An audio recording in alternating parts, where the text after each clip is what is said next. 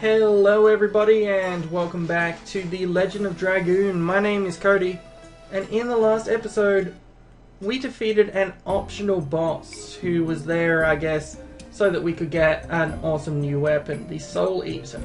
Dart now has the Soul Eater. It's the most powerful sword Dart can get in the game, but it has a drawback. He loses 10% of his health every turn.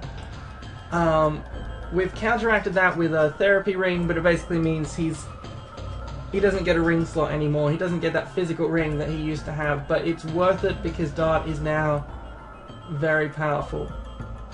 So we've entered Velweb. There's an area for the 7 Dragoons and an area where the Emperor apparently is. So yeah, there's another side quest area over here with the 7 Dragoons. You can fight like the spirits of the Dragoons basically at one point, but I think we have to come back here a bit later to do it. I think at the moment, if we try and verge into a different direction, you know, someone will be like, hold on, this isn't where we're meant to go. You know what they usually do. So for now, what we're going to do, all we can do is run along and murder any monsters who try and get in our way, because we mean serious business. Oh come on, I was just about off that screen. You couldn't have waited slightly.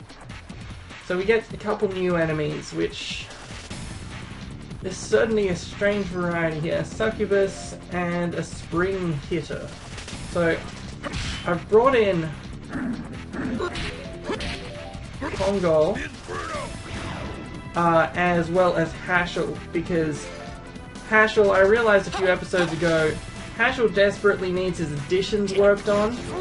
He's the one that I've used the least, and his additions are really lacking for it. Everyone else is close to or on their final addition.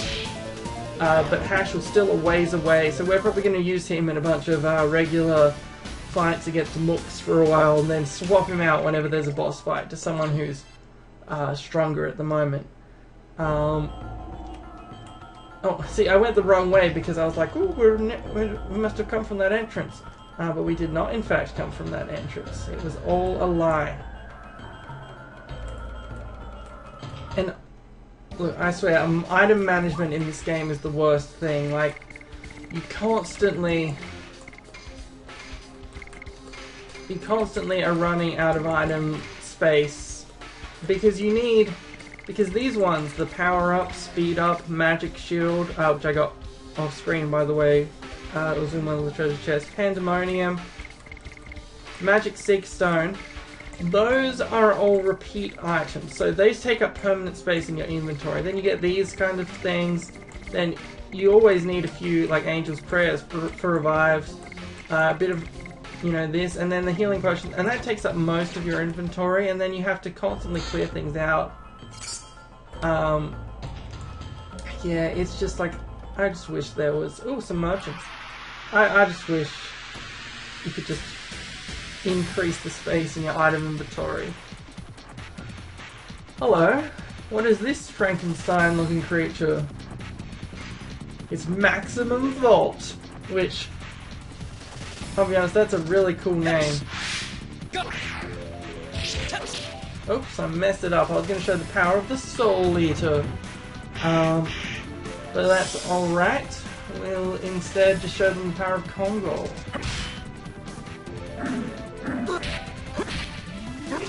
Inferno. Yeah, that's right. So yeah, all of our characters are quite strong at this point. Like, I was already cruising through, and then a couple episodes ago I did some off-screen grinding just because I can't help myself.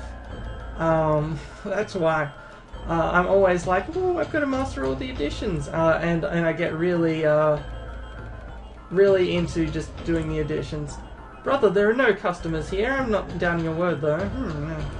No. So these are the two. There are always customers. These are the two brothers that those two merchants out in the other place in the middle of nowhere had. You can see because their names Tersero and Primero. and the others were named like Secundo and like Fourthero or whatever. Like it's all like their names are number based. So it was the fate. So why don't you take the chance to buy some? I will, but not an item because my item inventory keeps getting used up. Ooh, an upgrade for Albert. He certainly needs it. He's not strong enough already. Giganto armor. Oh, gives 50% more SP. That's a big one. That's a big useful one. Oh, raises physical attack and defense power. Look at this.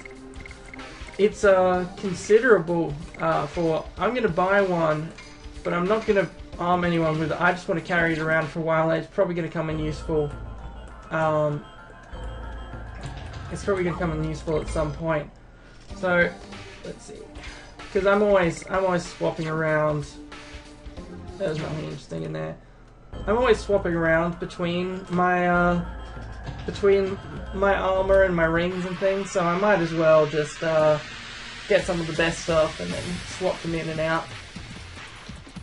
Alright, what have we got here? We got another new enemy. It's a fortune teller, it looks like. Witch.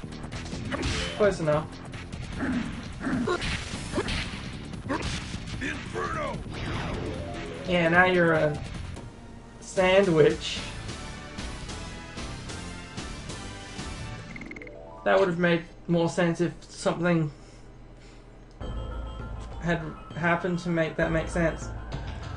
Wow. Wow, that's great. My commentary is becoming, it's becoming god tier. Look at this. Look at all the glowing and the shinings. Humans shot huge arrows from there, aiming at the Tower of Flanville. And back then, humans thought this way. That the arrow would not only shear the darkness that covers the earth, but also shear their corrupted hearts, which were accustomed to being ruled. Well, humans back then were really strange, because that's the kind of thing that no one's ever thought or said. But if we meet the guy who claimed, this arrow will shear the corruption of being ruled. I'm speaking nonsense again, let's get going. A hero from history is waiting for us. Yeah, Emperor Diaz, who led the humans to victory in the Dragon campaign, is apparently kidnapping Shana, and who knows what or why, who knows what's going on there. But if we... That was a bright flashing light. Oh hey, it's Shirley! So people who've been watching this thing the whole way through would know that Shirley was one of the original Dragoons. She was staying on Earth for a while, and for a while I mean I think for like the last 11,000 years, but gave up her form to give the white silver dragoon spirit to Shana to heal her. The 4 souls of the Dragoons who lost their lives during the Dragon campaign. Their souls were drawn to Mayfield, the gate of the Inferno for which you can never return, is requesting the souls of the Dragoons. Well, that doesn't sound good. Yeah, so I made their souls inert and anchored them to this place, but there's a limit to my power. If only there were some brave heroes to lead their souls to heaven. So yeah, this is the side quest that I mentioned a bit earlier. Is that somewhere in those towers, the souls of the Dragoons are hanging around. And we're going to definitely come back at a later point and sort them out. But for now, we need to take care of this Emperor Diaz and get back Shana. And what is this? What's that? That's like Voldo, whatever he's called from. I remember him from Soul Calibur. What's he doing here? Terminator. I mean, look, I've only played one Soul Calibur game, and that was Soul Calibur 2 on the GameCube because it had Link in it. But that's definitely that guy, right? He's definitely making a crossover appearance into The Legend of Dragoon. I think he is. That's what I've decided in any case. But yeah, you can see we're pretty powerful right now. We're just bursting through these enemies. Most of them die in one hit. Not usually from Hashel, because Hashel is well, weak, and that's why I'm using him, is I'm training up some of his old editions, which need a lot of work, like Flurry of Sticks, which it says in the text, Fairy of Sticks, which makes sense, it's a mythological reference, but then suddenly it becomes a Flurry of Sticks in the voice acting. I don't know why, like, why he suddenly started throwing sticks when he was ferrying people across the river Styx before. Apparently, yeah, look, there's some little translation issues all across this game. There, I just got my I just unlocked Dart's final edition. Let's have a look at this. Wow. So this is Blazing Dynamo. It's going to become very, very powerful very quickly. So I was going to end the episode here, but what do you say? What do you say we show off a Blazing Dynamo before we go? Because I don't actually remember a lot of this Disc 4 stuff, because it's been a few years. It's probably been like, because I played through the game before I started Let's Playing it. I played through it again, but that was like 6 years ago. So it's been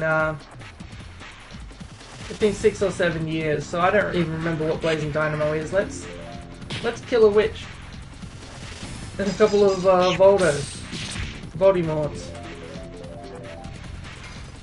I mean, I'm not guaranteeing I'll be able to use Blazing Dynamo because I don't remember the timing, but I'll at least try it out.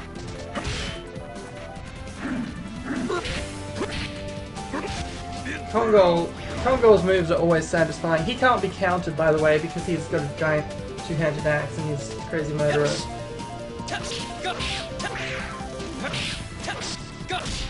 Oh, that was close. You can see Blazing Dynamo is like, all of the final techniques are all like really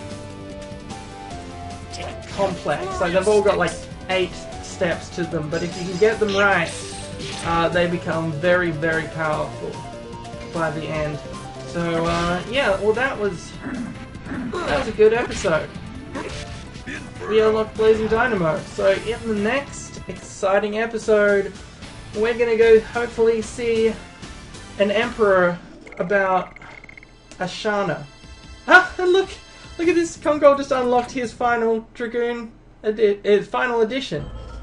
Wow, that was some great time. That's some great timing all around here. So before I forget, let's Bone Crush. So I'll show off Blazing Dynamo and Bone Crush in the next exciting episode of The Legend of Dragoon. See you then.